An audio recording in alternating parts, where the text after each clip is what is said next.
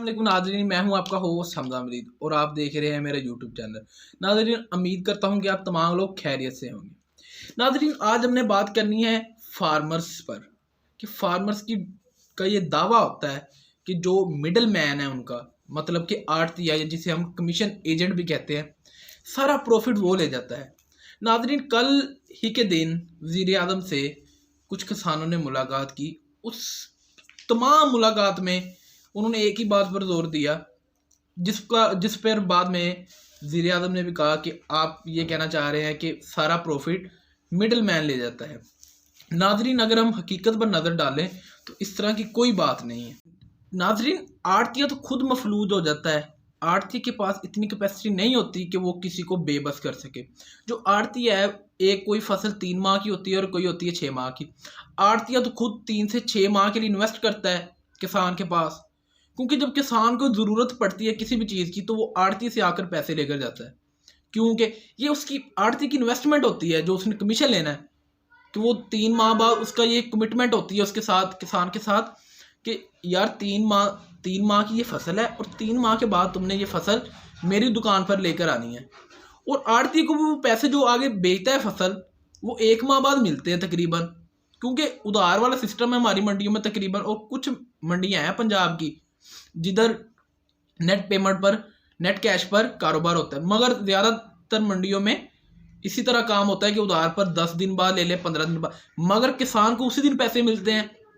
जो किसान कहता है कि मुझे आज पैसे चाहिए, उसे उसी दिन ही देने पड़ते हैं। और इसके अलावा किसान ने 3 से 4 माह के लिए आड़ती से पैसे लेने होते हैं, ट्यूबवेल का बिल, कोई भी उसका जो घरेलू खर्चा होता है। तो अगर हम यही बात कह दें कि सारा पैसा जी आड़ती लेकर जा रहा है, ये बिल्कुल गलत है ये बात। इस तरह कोई बात ही नहीं है। आड़ती को तो मिलने सिर्फ 2% कमीशन है आड़ती का, कि वो 2% कमीशन मिलता है उसे 100 के पीछे। कि मतलब अगर लाखों रुपए की कोई फसल हुई है तो 2% उसको कमीशन जाएगा आड़ती को, मतलब 2,000 रुपये जाना है सिर्फ।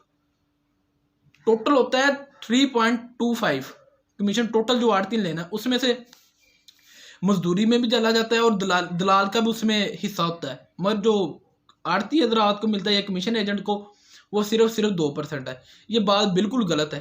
अब मसला ये है कि गवर्नमेंट को क्या करना चाहिए कि किसान को रिलीफ कैसे दे, क्योंकि हम आए रोज़ देखते हैं कि फर्टिलाइज़र जितनी भी हैं उनकी कीमत दिन ब दिन बढ़ती जा रही है। या तो वो जब उन्होंने खाद डीलर हैं, जितने भी खाद डीलर हैं हमारे, उन्हें जब कीमत बढ़ानी होती है, आपस में उनकी इस तरह की कमिटमेंट है, वो शार्ट कर देते हैं। मिलती नहीं है जी, खाद मिलती नहीं है कहीं से भी। जब खाद मिलती नहीं है, किसान बेचारे की फसल खड़ी होती है, वो मजबूरन महंगे दामों पर फिर ब्लैक मेल होकर महंगे दामों पर ले जाते हैं खाद। गवर्नमेंट को फर्स्ट स्टेप ये करना चाहिए कि वो खाद की कीमत पर सब्सिडी दे। देखिए जी, अगर फसल की प्राइस बढ़ेगी तो जो गरीब अवाम है पाकिस्तान की, वो उसके रिच से दूर हो जाएगी सारी चीज़ें। एक मिसाल, किसान कहता है मेरी आलू की गाड़ी एक 4 लाख की बिक जाए, मगर गरीब अवाम कह रही कि यार ये 2 लाख की भी ना बिके, क्योंकि हमें आलू सस्ते दाम हो चाहिए। मसला ये है कि गवर्नमेंट को चाहिए कि वो फैसिलिटेट करे फार्मर्स को।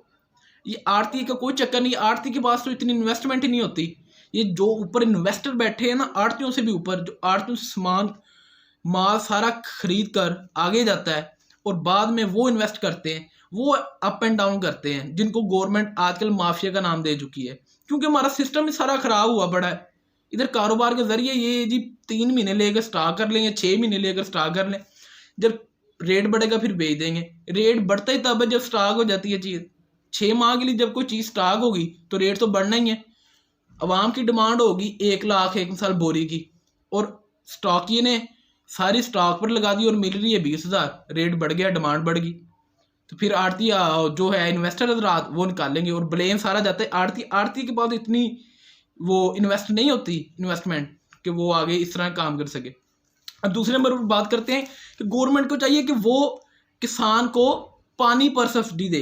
पानी से सब्सिडी से मुराद है, क्योंकि ट्यूबवेल एक वाहद चीज़ है जो हर फसल के लिए दरकार है, क्योंकि कईयों के पास सिर्फ नहरी पानी है और ज़्यादातर के पास नहरी पानी नहीं होता। गवर्नमेंट को चाहिए कि वो किसान हजरात जितने भी हैं उनको बिजली के बिलों पर सब्सिडी दे। ये सारी चीज़ें जिसके साथ किसान को हम ऊपर लेकर आ सकते हैं। या तीसरे नंबर पर एक और चीज़ है कि अगर ये किसान रोना रोते हैं कि जी हमें आड़ती लोग लूट लेते हैं, इस तरह कोई बात नहीं आड़ती है कि जेब में कुछ भी नहीं जाना, उसने सिर्फ कमीशन लेना है, वो भी उसकी इन्वेस्टमेंट है 3 माह की या 6 माह की, जिसके साथ उसे उसका कह लें उसने बैक ही वो फसल आनी है। किसान भी बहुत इधर समझदार है, ऐसे ही नहीं है कि किसान जाता है जी उसकी कोई सुनवाई नहीं होती, सब कुछ होता है। गवर्नमेंट को चाहिए कि वो इजी लोन दें किसानों को, मतलब कि किसान के पास इतना नहीं होते पैसे, जो छोटे किसान है जिसके पास 5-10 एकड़ ज़मीन है वो उसके पास इतने वसाइल नहीं है, क्योंकि उसने हर चीज़ को तो उसने लेनी है उधार पर A to Z, तो उसके खर्चे बहुत ज़्यादा हो जाते हैं। गवर्नमेंट को चाहिए कि वो उसे ईजी लोन दें किसानों को, मतलब कि एक किसान कहता है मेरी 3 माह की फसल है, मैं आपको 3 माह के बाद पैसे रिटर्न कर दूंगा जब मेरी फसल तैयार हो जाएगी उसे बेचकर। तो गवर्नमेंट को चाहिए कि वो इस तरह के लोन प्लान लेकर आएँ जिसके साथ किसान 3 माह बाद आपको पैसे अदा करना शुरू कर दे, और जो फसलें 6 माह की हैं वो 6 माह के बाद आपको अदा करना शुरू कर दें। ये सारी बात है, ऐसे ही लोगों को एक दूसरे को गाइड करना चाहिए कि इस तरह कोई बात नहीं है। किसान भी एक नीचे वाला तबका है, अब हो गया पाकिस्तान में, नहीं तो किसान ही है जिसकी वजह से मुल्क सारा चलते हैं, सारे निज़ाम चलते हैं, हमारा खाना पकता है। किसान अगर बैठ जाएंगे तो सब हर चीज़ A to Z सब कुछ बैठ जाना है। चौथे नंबर पर नाज़रीन एक और चीज़ गवर्नमेंट को करना चाहिए, जिस तरह के हमारे पड़ोस में इंडिया है, इंडिया में जो चावल की फसल है और गंदम गवर्नमेंट खुद परचेज करती है किसानों से। हमारे मुल्क में भी गंदम की तो लेती है गवर्नमेंट, मगर गवर्नमेंट को चाहिए कि वो गंदम के साथ साथ 2 मेरे और फसलें मेन जो बड़ी फसलें होती हैं, चावल की और मक्की की और गंदम की, ये 3 बड़ी फसलें। गंदम की तो ऑलरेडी गवर्नमेंट परचेज करती है, और गवर्नमेंट को चाहिए कि वो मक्की की और चावल की फसल भी किसान से परचेज करे। मेरी कोशिश तो यही होती है कि मैं आप तक अच्छी खबर पहुंचा सकूं, आपकी रहनुमाई कर सकूं, जितनी भी नॉलेज मेरे पास होती है मैं आगे शेयर कर देता हूं। बाकी दुआ में याद रखिएगा। खुदा हाफिज़।